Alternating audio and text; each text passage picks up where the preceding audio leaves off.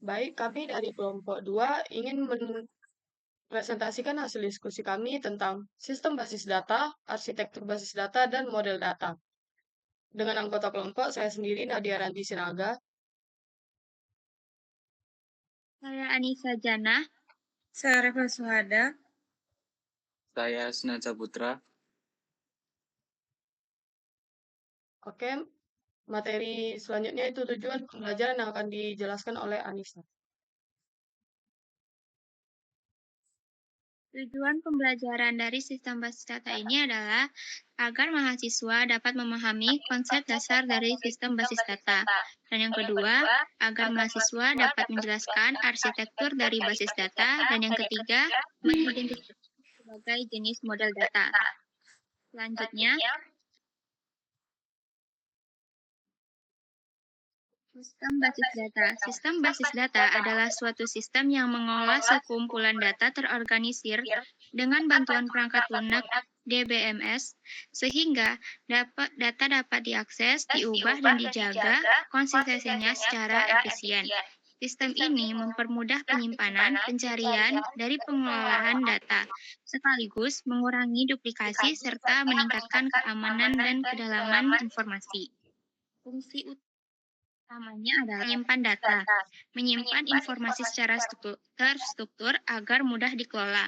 Lalu yang kedua, mengolah data, yaitu dapat melakukan operasi CRUD. Lalu yang ketiga, mengurangi redundansi, yaitu mencegah data yang ganda yang tidak perlu. Lalu yang keempat, menjaga integritas dan konsistensi, yaitu memastikan datanya itu selalu benar dan akurat. Lalu yang kelima, menjamin keamanan data, yaitu membatasi akses sesuai hak pengguna. Lalu yang keenam itu mendukung pengambilan keputusan, yaitu menjadikan data yang cepat dan tepat saat dibutuhkan.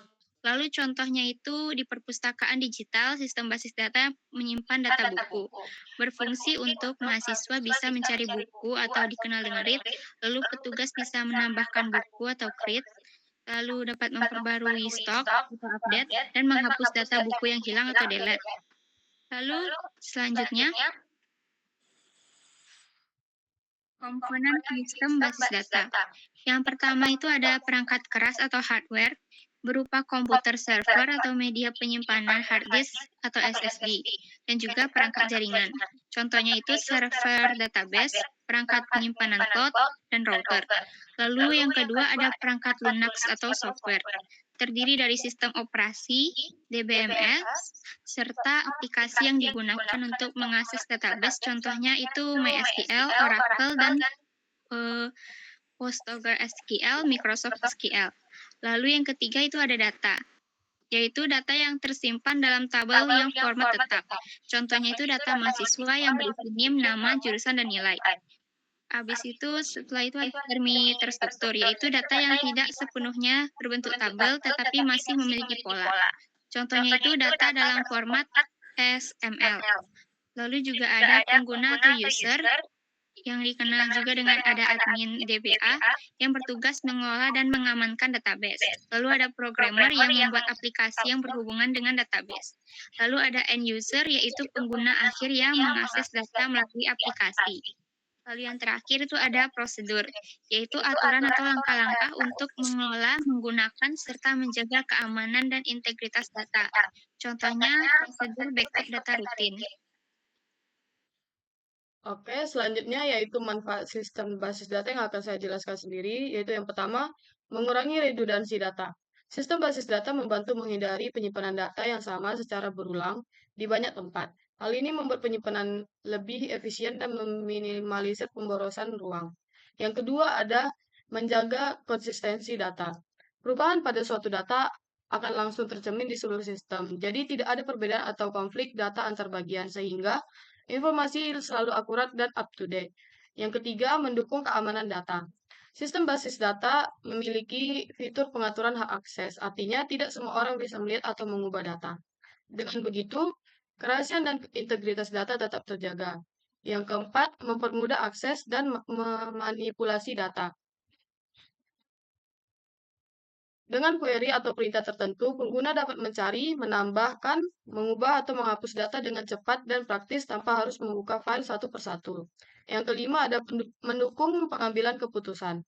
Data yang tersimpan rapi, konsisten, dan mudah diakses akan memudahkan analisis. Hasil analisis tersebut bisa menjadi dasar pengambilan keputusan yang lebih tepat, cepat, dan berbasis data. Lanjut.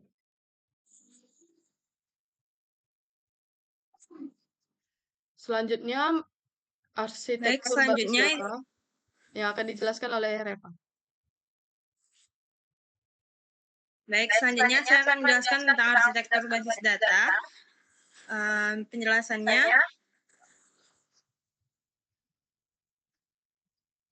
level arsitektur. Yang pertama ada internal level, yaitu tingkat arsitektur basis data yang menjelaskan bagaimana data disimpan di media penyimpanan. Level ini mengatur struktur file, indeks, dan pointer dengan tujuan utama menjaga efisiensi ruang serta kinerja sistem. Tujuan utama dari internal level adalah memastikan penggunaan ruang penyimpanan yang optimal sekaligus menjaga kinerja sistem agar tetap cepat dan andal.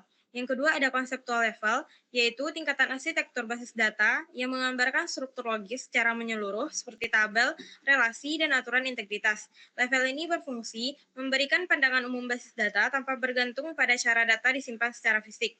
Yang ketiga ada external level, yaitu tingkatan arsitektur basis data yang menampilkan data sesuai kebutuhan masing-masing pengguna, misalnya dalam bentuk laporan, query, atau tampilan khusus. Pada level ini, pengguna hanya dapat melihat data yang relevan dan sesuai hak aksesnya. Selanjutnya yaitu model data. Model data adalah representasi abstrak yang menjelaskan struktur, hubungan, serta aturan data dalam sebuah basis data. Model ini digunakan untuk memudahkan perancangan, implementasi, dan pemahaman data oleh pengguna maupun sistem. Jenis-jenis model data utama dibagi menjadi 5. Yang pertama ada model hierarki, yaitu model hierarki menyusun data dalam bentuk struktur pohon atau tree, di mana setiap parents dapat memiliki banyak child, tetapi setiap child hanya memiliki satu parents. Yang kedua ada model jaringan atau network model. Model jaringan mempresentasikan data dengan menggunakan pointer sehingga membentuk struktur grafik. Yang ketiga ada model relasional. Model relasional ini menyimpan data dalam bentuk tabel yang terdiri dari baris atau record dan kolom atau atribut. Yang keempat ada model objek. Model objek ini menggabungkan konsep basis data dengan pemrograman berorientasi objek. Dengan model ini, data direpresentasikan sebagai objek yang memiliki atribut atau data dan metode atau fungsi. Yang kelima ada metode entity relationship atau ER model. Model ER ini menggambarkan data secara konseptual menggunakan komponen utama berupa entitas, atribut, dan relasi.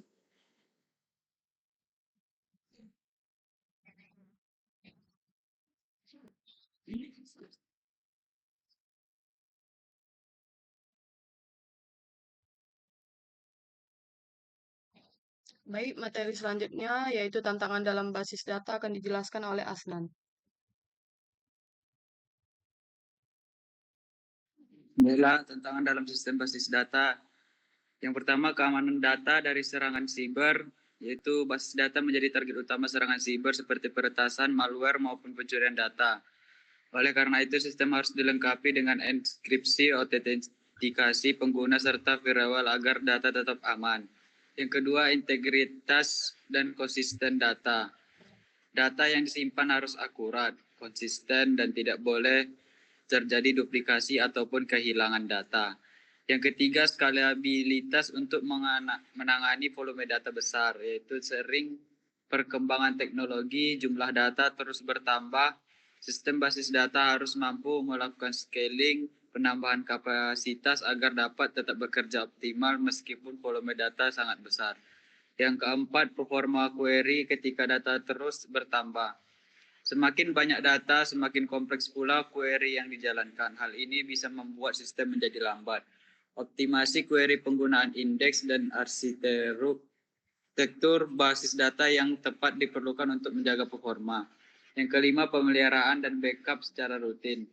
Basis data harus dirawat dengan update sistem, pembersihan data, serta backup secara berkala.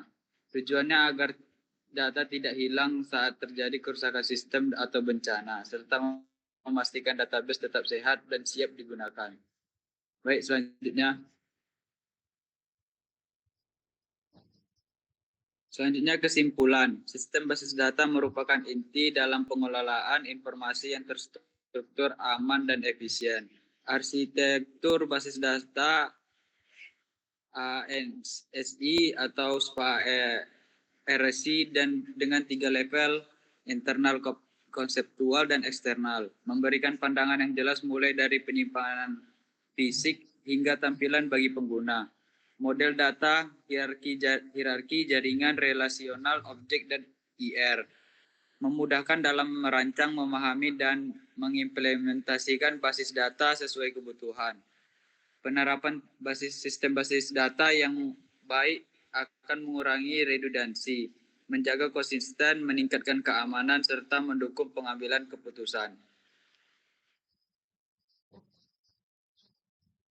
Baiklah, sekian dari kelompok kami, kurang dan lebih mohon maaf.